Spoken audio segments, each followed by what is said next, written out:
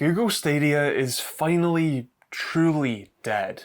It shut down fully earlier this week, claiming its rightful place on killedbygoogle.com's graveyard wall. While I was never exactly an advocate for the platform, in fact I specifically warned people about this eventuality, it's nowhere near a joyous occasion. For a dedicated group of people, Stadia was the ideal solution to keep them gaming when no other options would suffice. The versatility and portability of Stadia meant it made a lot of sense for some folk, and to them I genuinely feel for it. Anyone who purchased games on the closed wall ecosystem now has to repurchase those titles on other platforms and hope that their save games and accounts will still transfer over. Plus, they'll still need to find another way to play them, be it on cloud gaming solutions like NVIDIA's GeForce Now, or perhaps more portable devices like the Steam Deck. Still, it's an added expense and headache for them, which isn't great. Happily though, Google has been pretty gracious in their defeat, I suppose, as they've offered a full refund on any Stadia hardware purchases, including, in my case, my original Stadia Founders Edition kit from 2019. The Chromecast Ultra that came as part of that package is still just a Chromecast, so it works regardless of Stadia, although the controller, at least for a little while, well, that was left in limbo. Long story short, the Stadia controller isn't a regular gamepad like you'd find connected to an Xbox or PlayStation. This is a Wi-Fi controller designed to connect independently to the internet, acting as a standalone device that is transmitting your inputs straight to Stadia's servers, instead of connecting to a local device like, say, the Chromecast directly, or like, an Xbox or PlayStation, with PlayStation using Bluetooth and Xbox quite frustratingly using a proprietary standard instead. That means that the Stadia controller can't be used with any other systems, and is functionally e-waste. That is until this week, when Google also released a firmware update for the controller that converted its Wi-Fi radio to Bluetooth, allowing it to be paired with pretty much any device you'd like. The process for updating your controller is really pretty simple. You'll need to plug it in for a while and charge it up, as it needs to be at least at 10% battery. Then head to the website that I'll link in the description. You'll have to use your Google's Chrome browser specifically for this, by the way, and then select your controller to verify it. Once it's verified, you can unplug it and then hold down the option of the button with 3 little dots on it while plugging in the controller. And then you'll need to contort your hands to press both the options button, assistant, A and Y at the same time to unlock the controller's firmware.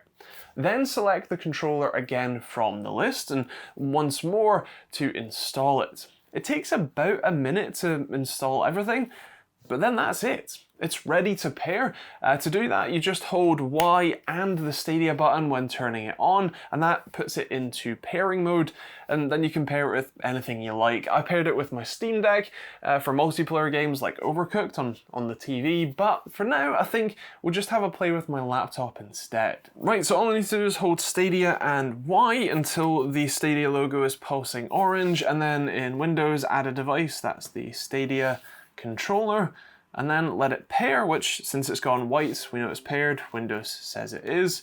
So now we can launch a game, which I think a good one to at least start with anyway is Absolute Drift. This is a fantastic game. If you haven't played it, highly recommend it. It is great fun. It's a game about drifting, a sort of almost top-down look, and it's fantastic and really beautiful, handles very well, and runs on everything including the Steam Deck very well, so that's pretty decent. And as you can tell by the fact that I'm currently drifting in the Huni van, it is, oh, missed the corner, perfectly fine. One of the interesting things about the Stadia controller in particular is that it's a bit of a weird construction. The buttons, instead of, a lot of Xbox and PlayStation buttons tend to have a little bit of mush to them. This really doesn't. It's quite firm in pretty much everything. The D-pad is also like instant tactile. It's not the sort of, well, quite mushy thing. It really is very instant. Just something to get used to. No, I don't like the surfboard look. Give me something else.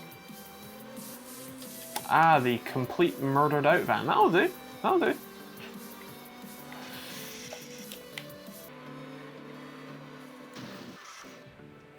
Interesting also, although the buttons still work, like the sort of select, the burger menu button works as pause, and depending on the game, like when you're connected to the Steam Deck, pressing the Stadia button opens the Steam menu, as if you press the Steam button on the Steam Deck, which is quite cool.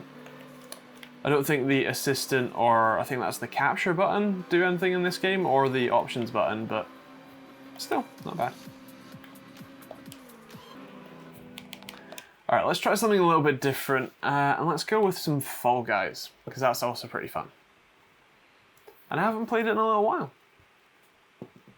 One of the interesting things I just noticed is that when I play Fall Guys, you know, my normal desktop with a more standard Xbox style controller, just plugs in via USB, Fall Guys will tell me, you know, all the buttons, the sort of instructions, as it were, with the Xbox buttons in mind, but with the Stadia controller, it's not doing that. It's still showing me the keyboard commands to do stuff, which is not usual. And actually on the Steam Deck, even when paired with a Stadia controller, it works perfectly fine. All the games will show you the buttons that you want to press on this, or at least the generic Xbox style buttons. It won't necessarily tell you to press this triple dot options button, for example, but still.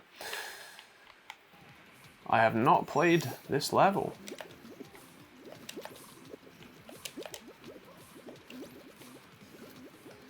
Alrighty then. Oh, gotta jump. Well, this looks like a mess. No, come on, let me out. This is not a dance. And then I guess you jump in one of the slides. Okay, and jump in a different slide. Oh, okay, no. Come on, jump off. Oh, come on. No! Oh dear. Well, happily, none of this is the controller's fault. Phew, I made it. Right, good. I'm happy to report though that besides the button names, everything else is working fine. It's a rock solid connection like you would expect on, you know, a DualShock 3 or 4, whichever one's Bluetooth. So yeah, pretty decent. It's certainly a heavy construction. They definitely packed quite a lot of, I suppose, processing hardware in the sort of main body, but it's still relatively comfortable. It's, you know, shaped the right way. The joysticks are in the center, but they're also quite far apart, so you don't have the, I think, like PS2 problem of your thumbs smashing into each other. I'd have to very much exaggerate how I hold the controller for that to be a problem. And it also charges via USB Type-C, which not all of the Xbox and PlayStation style controllers do, so that's decent. The controllers are pretty massive, the triggers are pretty massive, and the shoulder buttons are pretty tactile as well. I have no idea what's going on here. Oh, it's a portal system. Ah, okay.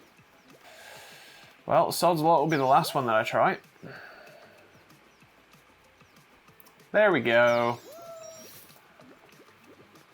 That one? Nope. This one? Yay! Okay. No. Come on, let's go. That took me back to the last one. Fantastic. The first person who's only just qualified now. Oof. Okay, well at least I'm on a different one now. That also went to a slide, okay. What about this one? Nope. I don't even know where the finish is. Like, I genuinely have no idea. Okay, well, I guess I'm out. But happily, that's not the controller's fault. That's me never playing this level before, and it it just looks awful. If you don't already have a Stadia controller, they're still being sold for cheap on places like Marketplace and eBay. So if you want a pretty decent controller for cheap, well, maybe take a look at picking one of these up. I'm really glad that Google put the work in to make the controller connect via Bluetooth, and refunding the hardware purchases was pretty unexpected too. While I do still feel for those that did invest in the ecosystem only to have it completely wiped out from under them, I'm also somewhat glad that their business model didn't end up succeeding. Forcing people to purchase games that they might already own on other platforms just to stay within their little walled garden is something that I'm a strong critic of, so to see it fail where more open platforms like NVIDIA's GeForce Now, which just uses your Steam or Epic accounts, is kind of nice. So that's I guess a bit of an obituary for for Stadia, and a look at the future of the Stadia controller. If you have one of these and you do end up doing the firmware update and having a play with it, let me know how you like it compared to a standard, Xbox or PlayStation controller. And also, if you're planning on picking one up, feel free to let me know in the comments down below as well. If you did end up using Stadia regularly, I would love to know what the sort of benefits were for you, what sort of games were you playing with it, and what I guess the usage that ended up making it make sense for you, because obviously I'm not one of those people, so I would love to hear your your experiences with it. Otherwise, that's kind of it. If you want to see more videos like this one, or probably not specifically about Stadia anymore, but more tech reviews and that sort of stuff, hit the subscribe button and turn on the bell notification icon.